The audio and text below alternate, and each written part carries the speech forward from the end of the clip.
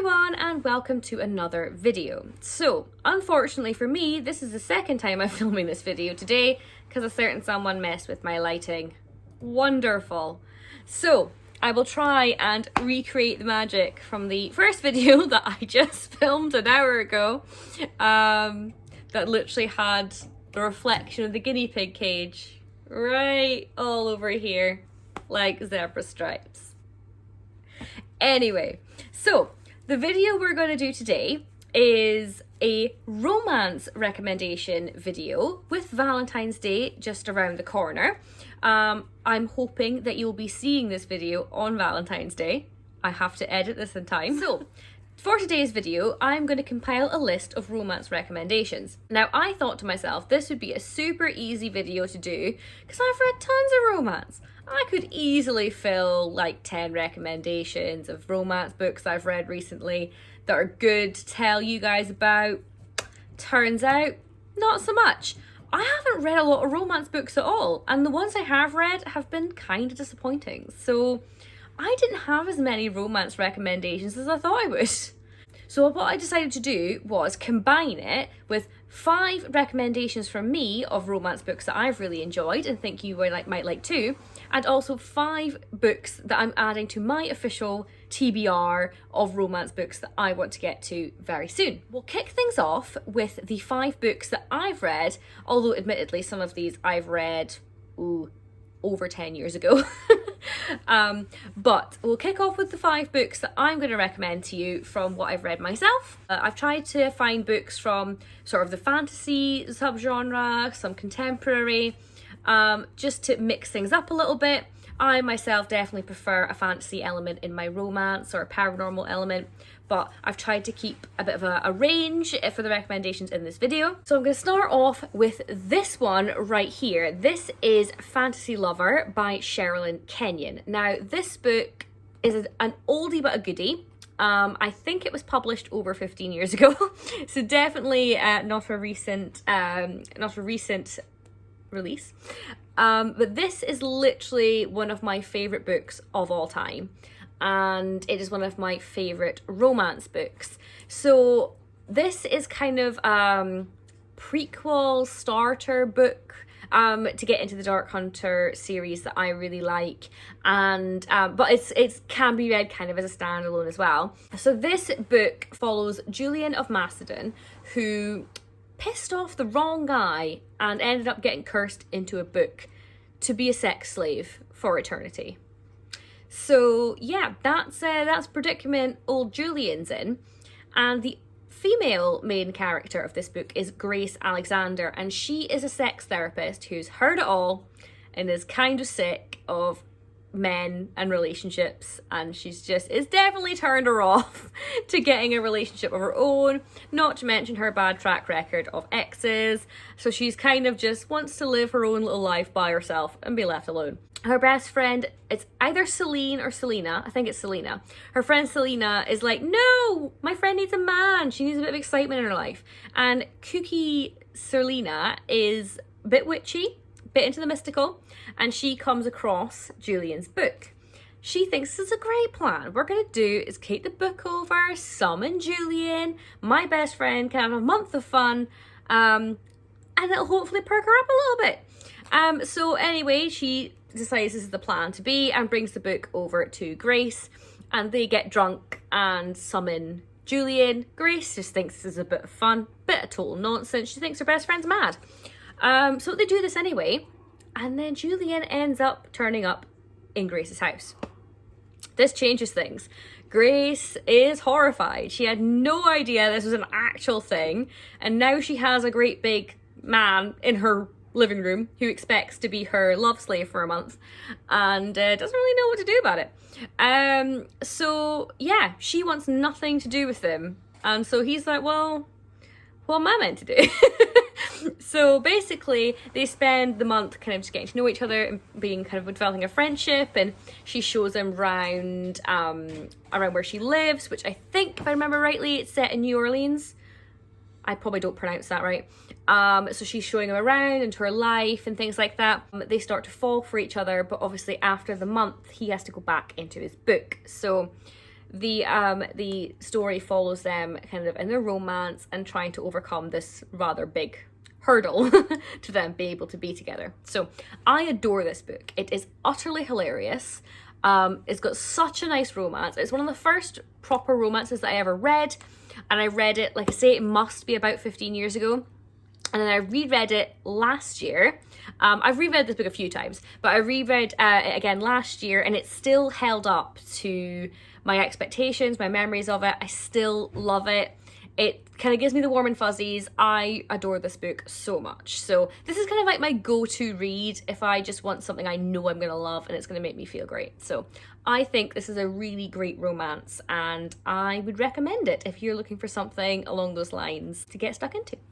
So another oldie but a goodie that I highly recommend is the Arjunu Vampire series by Lindsay Sands. So this book, again, we're talking a good 15 years, almost probably by this point. So the Arjunu vampires are kind of like a different take on vampires, not the undead version of vampires. They've got kind of a different backstory, which is an unusual one. I've not seen any other author do this kind of backstory to vampires. So this is book number 1 in a very long series. So if it's something you do enjoy, there is quite a lot of them to get stuck into. But this one is following Lysiana Arjunu, and she has got a bit of an unusual problem. She's scared of blood, so bit of a tricky situation for a vampire to be scared of the thing that keeps you alive. But yeah, so she's got a bit of a problem on her hands. And she also has a matchmaker of a mother. So she thinks she's going to solve her daughter's problems all in one go by kidnapping a handsome doctor, Dr. Gregory Hewitt, and delivering him to her daughter all wrapped up for her birthday. So basically, Mum is hoping that Dr. Hewitt will cure Lysiana of her blood phobia and also, you know, be a good catch for her too. This book's hilarious. I absolutely adore this family of vampires. They're so funny. This has got great humour. The romance is great. It's just so good. As I can kind of describe what kind of humour is in this book is by describing one of the funniest early scenes in this book, and that is Lysiana at a club, and she's being hit on by this guy, and he has got a cucumber down his pants to make a certain appendage look a bit bigger. This book had me laughing out loud. I absolutely adore it and want to reread it just by talking about it because I remember how good it is. So yeah, I really enjoy it. It's not like literary greatness. This is trashy, this is fun, this is an easy read to get stuck into, sink your teeth into. Couldn't help myself. Yeah, definitely recommend this book, the whole series really. But yeah, give this one a go if you're looking for something super easy and hilarious to read when you want to go for your romance. So my next book recommendation is also an author recommendation. So this book here is 1,000 Boy Kisses by Tilly Cole. Now, Tilly Cole is one of my favourite authors, and she writes loads of different romances, and they range from like the sort of sweet and kind and cutesy romances to these steamy, hilarious romances to the proper dark romances that really get you and are kind of creepy and weird. But there's something for everybody in Tilly Cole's works. So this one here is one of my favourite romances of all time. It's a contemporary, which I know, not really my favourite, but my friend pestered me to read this over and over again. And I thought, you know what? I'm going to shut her up. I'm going to read this book. And I loved it. I loved it. It was amazing. I shipped these two so much. I cried like a baby. It was just everything you want in a book if you want romance and you want heartbreak and you want all that good stuff. This one follows Roon and Poppy, and they meet, I think they're neighbours, and they meet from a young age and just are drawn to each other. They feel like they're meant to be together. It's kind of unrealistic but also kind of sweet. But then they're separated. I think Roon's family moved back to Norway, and they're separated and they carry on speaking online, and then out of the blue Poppy stops talking to Roon and he has no idea why, and he is heartbroken, and it really, really impacts his life. And then when he's 17 he returns to Georgia. It returns to Georgia, and he wants to find out why Poppy stopped talking to him, which is absolutely heartbreaking, the reason why she stopped talking to him. But yeah, you see these two kind of rekindling their friendship and their relationship, and it is just awesome. Lots of trigger warnings maybe in this one for sort of death and illness and lots of you know, not so nice things, but it is such a good book. My biggest warning with this book is that it will break you. If this book doesn't make you cry, you are dead inside. It is just, oh my god, it destroyed me. It is literally, oh, I love this book so much, I really do. But it will make you cry, and it will make you cry hard. I warn you right now. But such a good romance. It's very Romeo and Juliet-esque. It's so good. I absolutely adore it. So absolutely recommend this one. Unless you don't like crying, then don't go near it. Like I said, Tilly Cole, she's written lots of different romances, and you know, and it goes from like the contemporaries over here, which are a bit more wholesome. She's got a Carrillo Boys series, and that follows some kids in college in their romances. She recently released Thoroughly Whipped, which is like a total rom-com style romance. Follows Faith, and she's a sex therapist in Manhattan, I believe, and her romance, sort of her enemies to lovers type romance with her boss, basically. Really funny, great time was had with this book. Really enjoy it.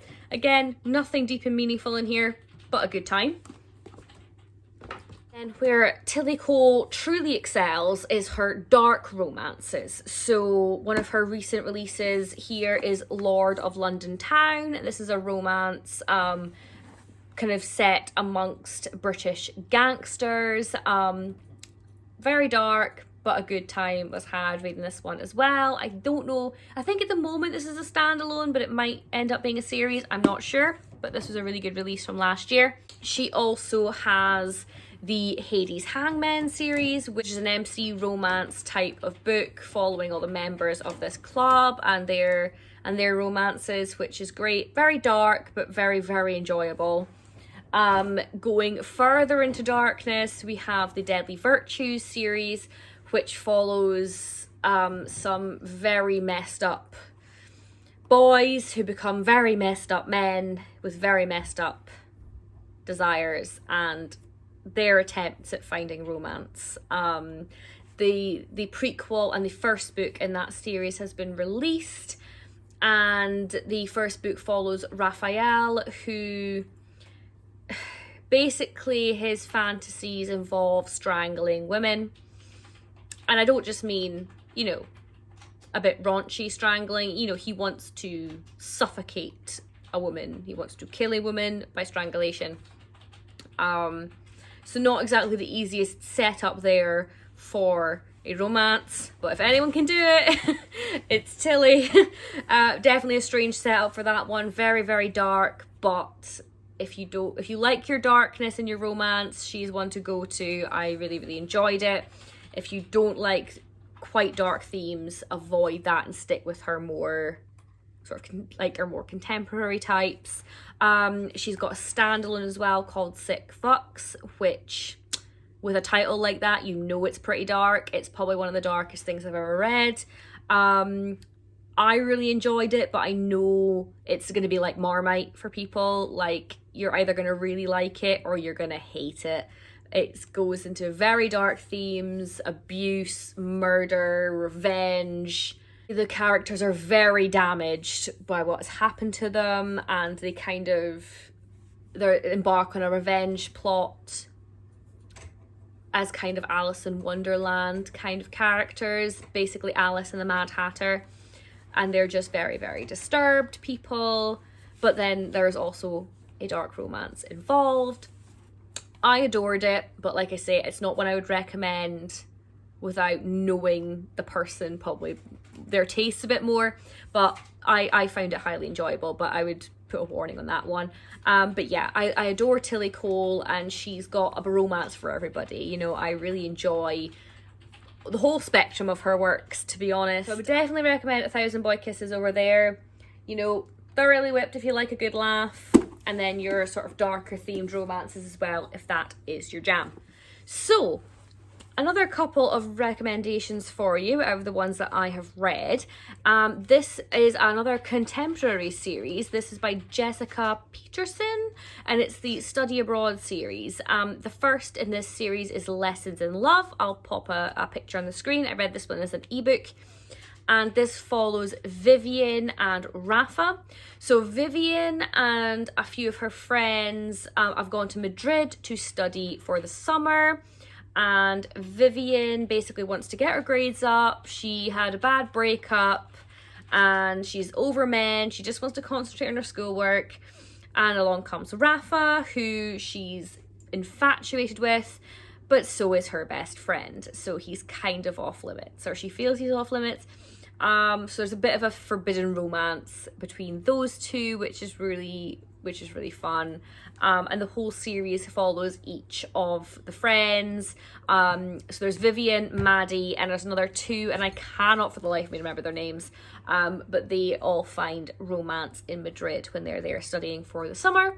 So really lighthearted, really fun. I adored reading these books. Like I say, they're basically exactly what it says on the tin, kind of romance. It's nothing too deep. It is a fun, lighthearted, contemporary read.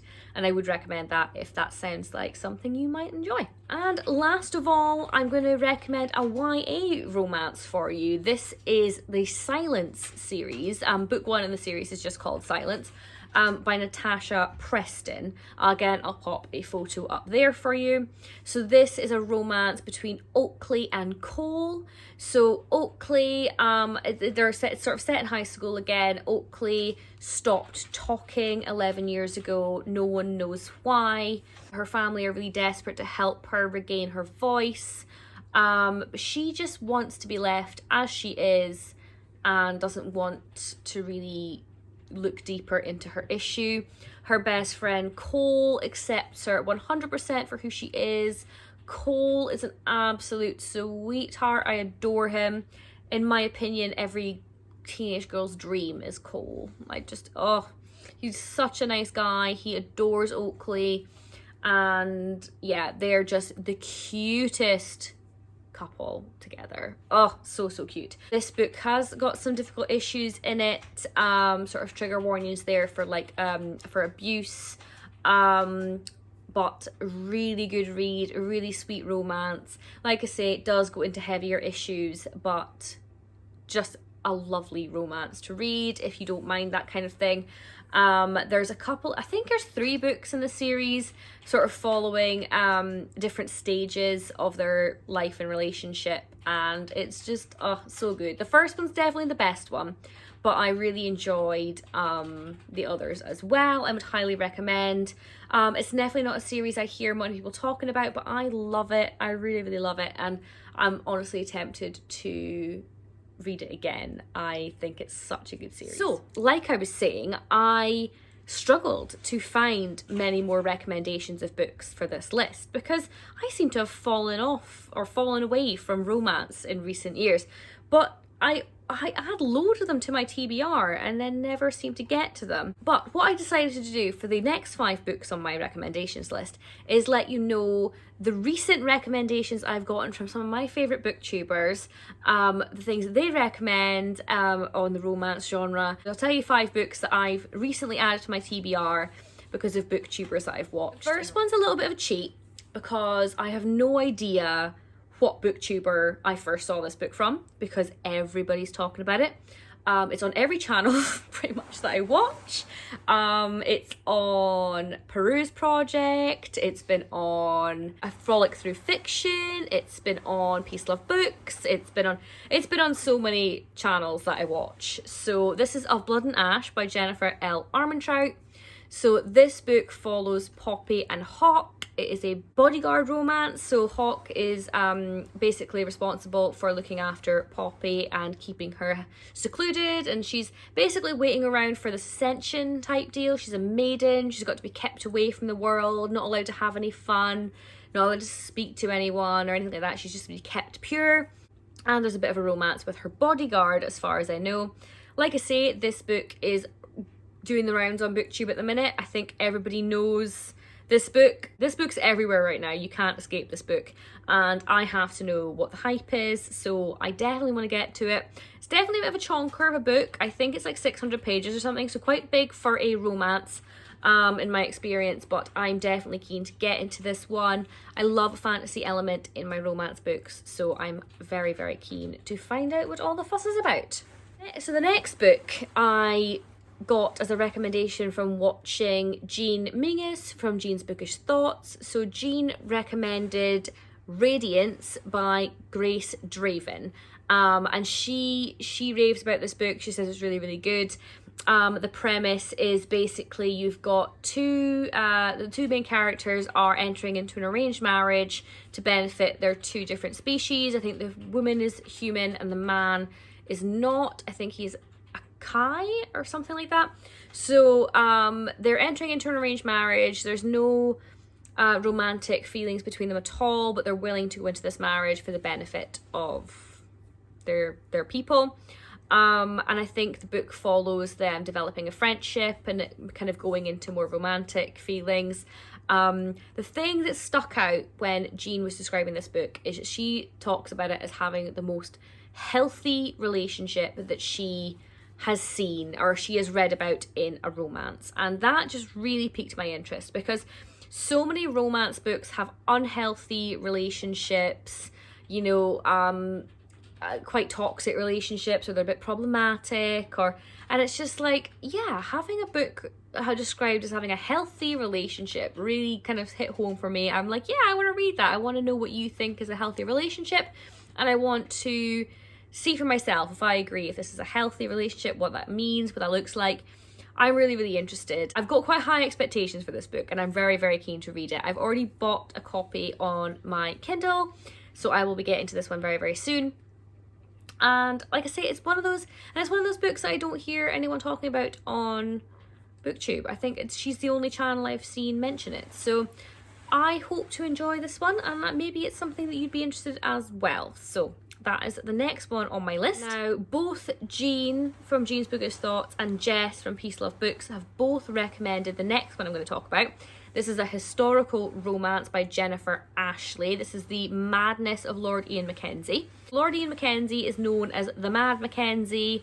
He's been institutionalized. He's just thought of as an oddball. Although it's never explicitly stated in the book, as far as I'm aware, I think the character has autism. I'm sure the author said that in an interview sometime, that the character's got autism. So he's a bit awkward. And then you have the female lead in the book, who I think she's a widow, so she's got a bit more freedom. She can either choose to remarry or not. I don't think she's got any pressure to do either way.